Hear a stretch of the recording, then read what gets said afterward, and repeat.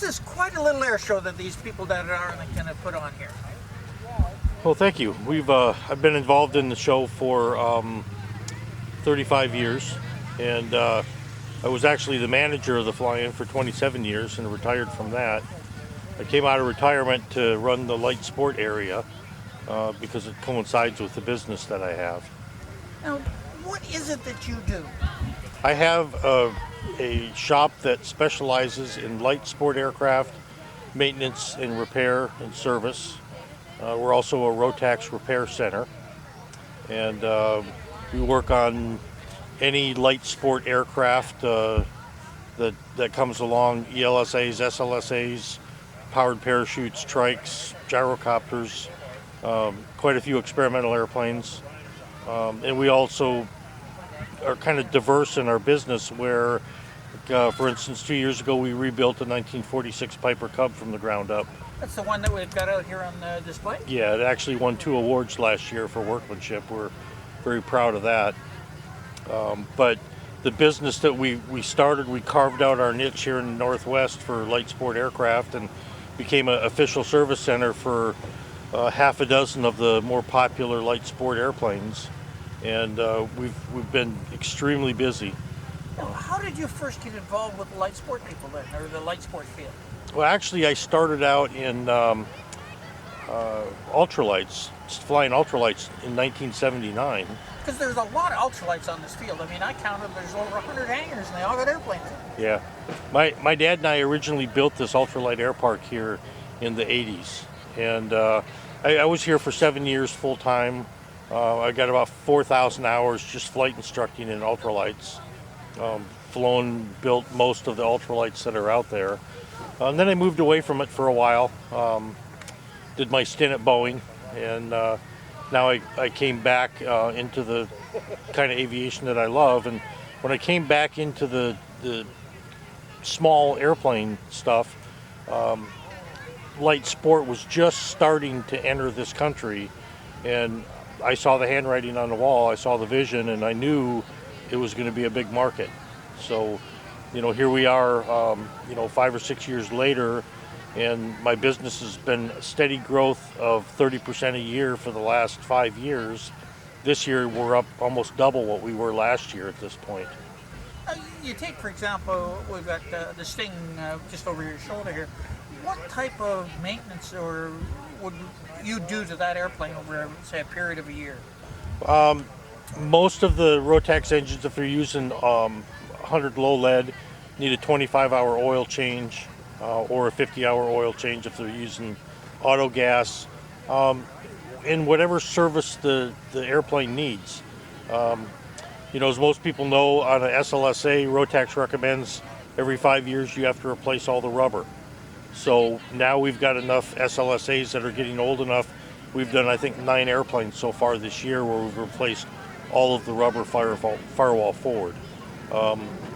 Car balances, gearbox servicing,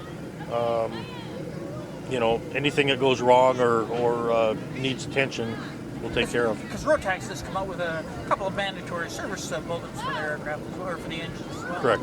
Yeah. Yeah, and when I get an airplane in, like if I get a new customer in, like a Sting, I'll go through the logbooks and the service bulletins. I'll make sure they're all up to date. I keep track of all of my customers' serial numbers of their engine and their airframe. So if a service bulletin comes out, I can look through my list and call a customer and tell them whether the service bulletin applies or not, order the parts that we need. But for the most part, what I found in this end of aviation is most of the people that are buying SLSAs are paying cash for the airplane. They're not financing it. So they can afford the airplane, they can afford the maintenance, and in most cases they have zero interest in doing any maintenance of their own. So we'll set it up and do all the maintenance for them, even down to the little things, replacing screws and putting brake pads on and that kind of stuff. Because one of the things that I've found attending a lot of air shows is that people like you are hard to find. I mean, you can, in some cases, go 200-300 miles in order to find someone that can do the type of service that's required. That's a fact. In fact, I have customers that come from far away as Montana to have their airplanes worked on once a year. because there's nobody in their area. And I think part of that is that a lot of the A&P mechanics out there really didn't want anything to do with light sport airplanes because it was out of their comfort zone. They didn't understand the airplane being built to ASTM standards. They didn't understand how to maintain it per the manufacturer's manuals. They hadn't attended a Rotax school, so they didn't understand the Rotax engine.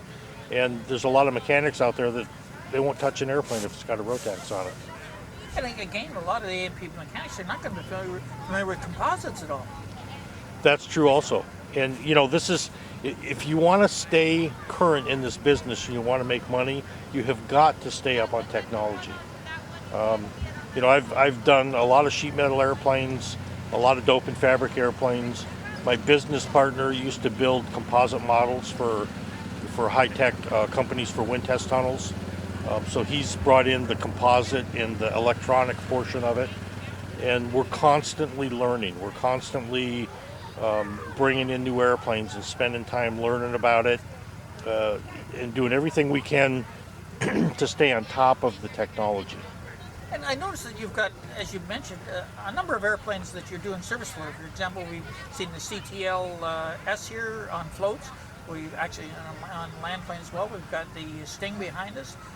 We've got a Vector, Sports Star. You've got a few aircraft here on the field. We've got quite a few aircraft on the field, and probably of the 70 or so LSAs that I take care of, more than half of them come from other airports where they fly the airplane up and drop it off to us to work on. At the same time, I go to the big shows and I'll establish personal relationships with the distributors of the airplane, so that when, for instance, we're a service center for CT. So when I go to Oshkosh or Sun and Fun, I'll go meet up with the CT folks so they can put a face to the name and we have a relationship. I'll learn how to buy parts, how to get letters of authorization, how to get specific training on the airplane. And I'll also ask a lot of questions about what kind of problems do you see in the field? What kind of things are wearing out? That sort of stuff. Now, are you working with any schools in the area as well? Right now we're not. We're staying busy with what we have to do to keep the airplanes maintained. Just recently we signed a lease for a new shop. It's about 4 times bigger than our current shop. We're going to be moving in September to the other side of the field. So we'll have a more visible shop and location. But we really haven't worked with, there isn't really a lot in this area as far as local flight schools that are using light sport aircraft. Now, are you able, for example, on the CT, are you able to install floats and that type of thing on the aircraft? Oh, sure. The instrumentations? Yeah, we can do any of that. We've also worked closely with Dynon. My partner actually went down to the Dynon factory and spent a day with them getting trained, so we can do all the Dynon programming and upload new software and that kind of stuff. And we've done the same thing with other manufacturers of components. Again, establishing that relationship and that trust so that we can service their product on the airplane. So if somebody wanted to get in touch with you for some service or some more information, have you got a website or something they can Yep, go to? we've got a website, www.aircoreav.com. Everything's on the website, and phone numbers and contact, and we're available just about every day. Thank you very much for your time. Thank you.